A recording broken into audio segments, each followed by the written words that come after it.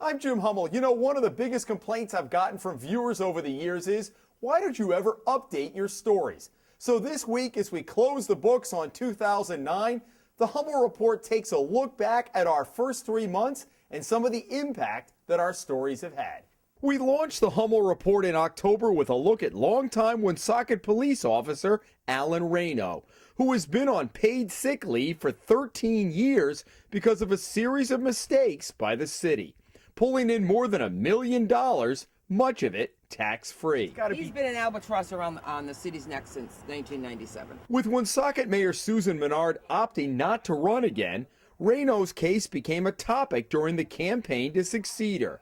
In our report, we asked why the city doesn't try to negotiate a settlement with Rayno, who has a court order backing him, to get him off the books. The new mayor, Leo Fontaine, tells the Hummel Report he has ordered a full review of the case and hopes to have a report back to him sometime early in the new year. The federal stimulus program certainly got a lot of attention this past year, and in October, we took a look at a plan by the Rhode Island Department of Transportation to spend $9 million of stimulus money to replace road signs. All of the signs along routes 10, 37, and 2 short sections of Route 95 are scheduled to be replaced next year, regardless of the shape they are in. The state says it is following new federal traffic mandates that require highly reflective signs to help motorists see better at night, particularly with an aging driving population. So why, we asked, is the state still lighting sections of the highway where it has already spent millions of dollars on the new reflective signage? The DOT, which spent $4 million last year to light the highways, tells the Hummel Report it is still studying the issue and not ready to recommend turning out the lights anywhere in the state just yet, despite the potential cost savings. In late October, we took a road trip to Block Island to look into allegations that the local harbor master had a conflict of interest and was using his position to line his own pockets. On this island of 1,000 year-round residents, the harbor master is one of the most influential positions. And although there have been rumblings about Christopher Willey over the years, few have been willing to speak publicly about him. But this summer, charter boat owner and year-round resident Steve Miller had enough and took his concerns off island, filing a complaint several months ago with the Rhode Island Ethics Commission, saying Willey let a charter boat company owner improperly use Willey's own slip, taking a cut of the profits. There's absolutely no doubt that you are not allowed to benefit from your position.